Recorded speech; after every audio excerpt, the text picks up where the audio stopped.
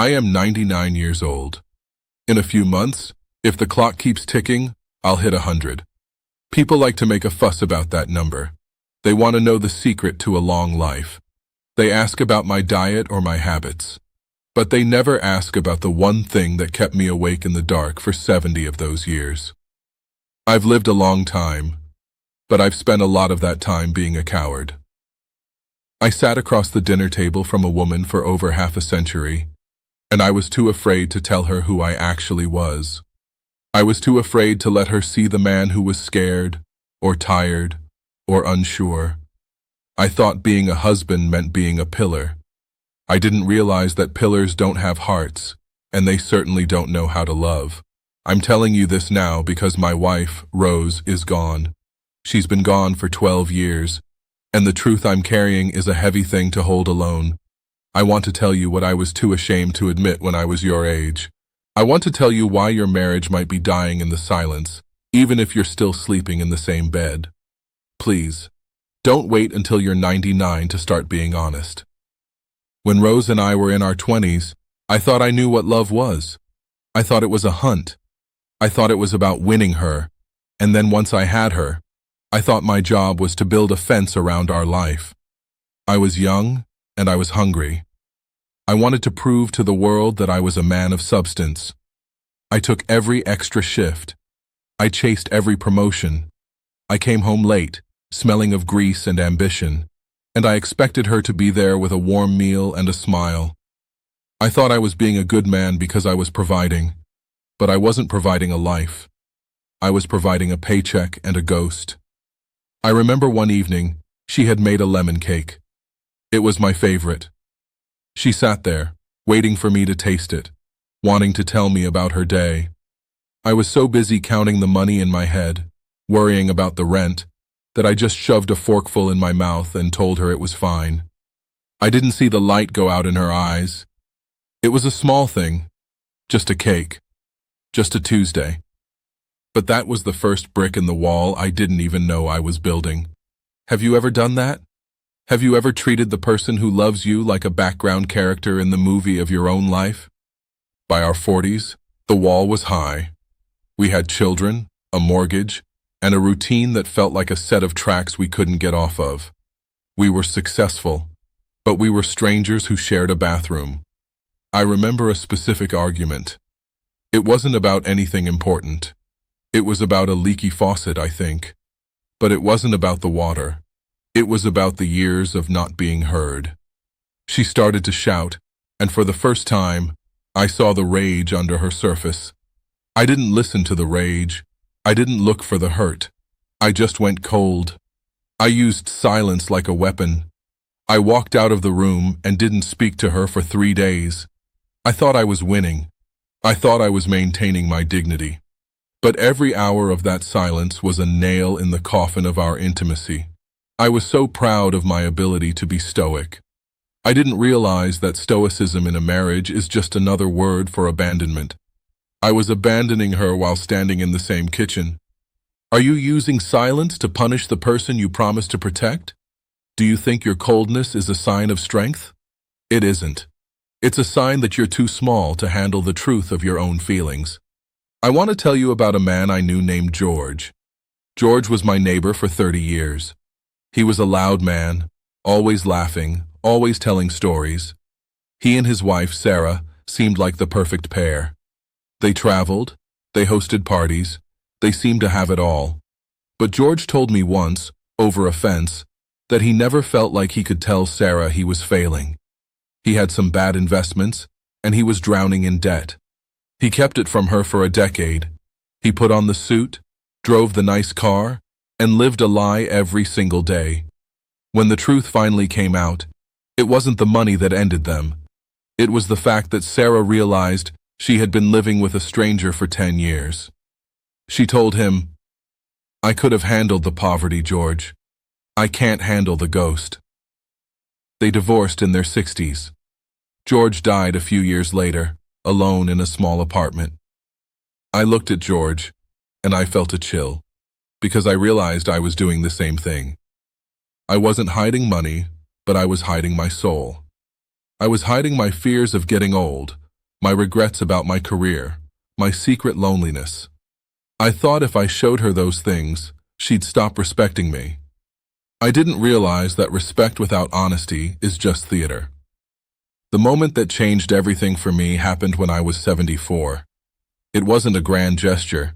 It was a hospital room. Rose had a gallbladder scare. It was supposed to be simple, but there were complications. I sat in that plastic chair for 12 hours, listening to the machines beep. For the first time in my life, I couldn't provide anything. I couldn't fix the problem with hard work or money. I was just a man watching a woman breathe.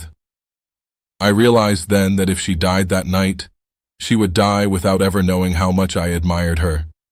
She would die thinking I stayed because of habit, not because of her soul. I felt this sudden, terrifying urgency.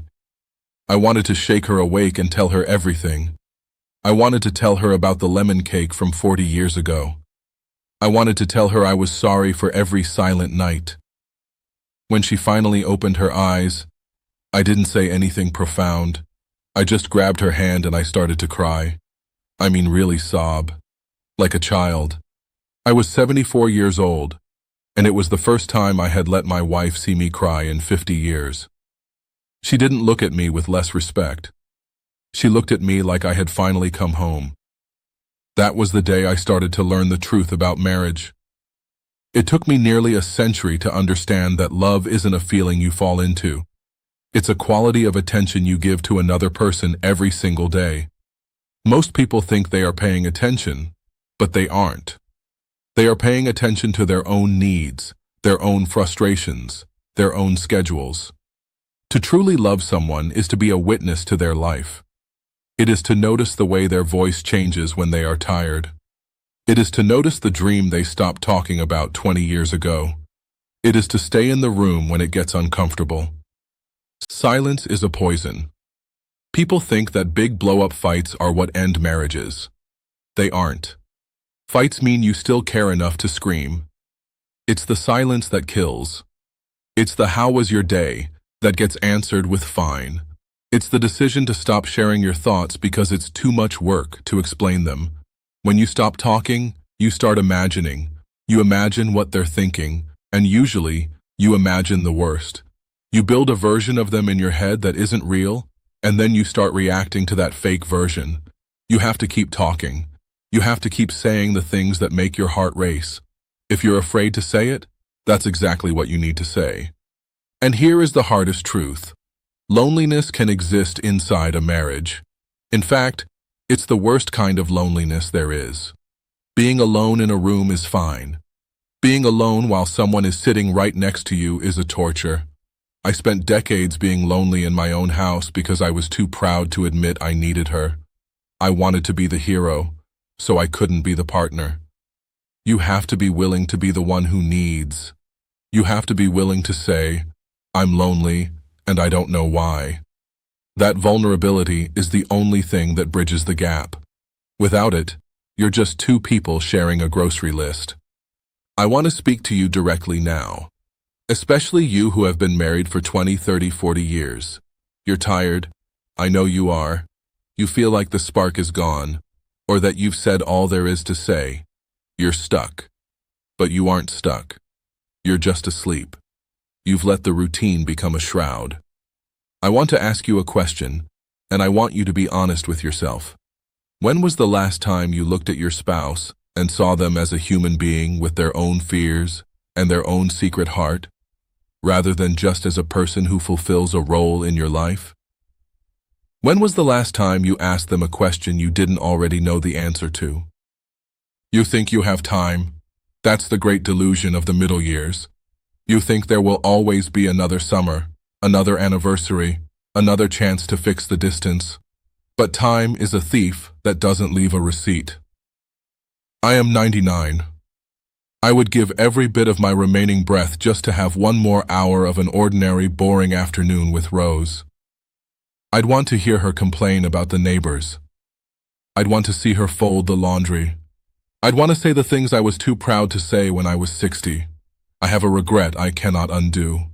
It's the time I spent being right. I won so many arguments. I was so logical, so correct, so firm, and every time I won an argument, I lost a little bit of my wife. Now, I have all the rightness in the world, and no one to share it with. Was it worth it? Is your pride worth the silence you're creating? Aging is a strange thing. It strips away everything that doesn't matter. The money, the status, the clothes, they all fall away. In the end, you are left with the people you loved and the way you loved them. That's it. That's the whole score. I realized too late that my important work was just a distraction from the real work of my life, which was the woman in the next room. I used to think that a grand gesture, a big trip, a diamond ring, could make up for months of neglect. It can't. Marriage is built in the small, unremarkable moments. It's in the way you bring them a cup of tea without being asked. It's in the way you listen when they're talking about something you don't care about. It's in the decision to be kind when you have every right to be angry. I want you to imagine that it's 50 years from now. You're sitting where I am. The house is quiet. The phone doesn't ring much. You're looking at a photograph of the person you're with today. What will you wish you had said? What will you wish you had let go of? I'm telling you, you won't wish you had worked more. You won't wish you had won that fight about the kitchen cabinets. You will wish you had been brave enough to be soft. You will wish you had been curious enough to stay interested. Why are you waiting? Why are you holding on to that grudge like it's a treasure? Why are you letting the person you love feel alone in their own home? I'm 99 years old, and I'm telling you, the world is a cold, indifferent place. The only warmth we get is the warmth we create for each other. Don't blow out the fire because you're too stubborn to add more wood. I see people today looking for the one. They think if they just find the perfect person, everything will be easy. But there is no perfect person. There are only two imperfect people who refuse to give up on each other. There are only two people who are willing to keep waking up and choosing to see the other, even when it's hard. Especially when it's hard. I wish I had chosen to see Rose more. I wish I had looked at her with the eyes I have now, instead of the eyes I had then. I was so blind to the miracle that was standing right in front of me. I spend my days now in this chair. I watch the sun move across the floor. I think about the lemon cake. I think about the hospital room. I think about the way her hand felt, the skin like parchment, but the heart beneath it so full of life. I'm not afraid to admit it now. I was a fool for a long time. I was a man who had everything and thought he had nothing. I was a man who was loved deeply and acted like he was being inconvenienced by it. Don't be that man. Don't be that woman. Take a breath. Look at your life. If you were to die tonight, would the person you love know who you really are? Would they know they were the most important thing to you? Or would they just know your schedule? It's not too late. As long as you are breathing, it is never too late to bridge the gap. It is never too late to say, I'm sorry, or I'm scared, or I need you. Those are the words that build a marriage. Everything else is just decoration. I'm tired now. The sun is getting low. My time is almost up, and that's all right. I've had a long run. But you have today. You have tonight. You have the chance to walk into that other room and do what I was too afraid to do for so long. You have the chance to be a human being instead of a pillar. Take it. Please. For the love of everything that matters, take it. Because the silence is coming for all of us eventually.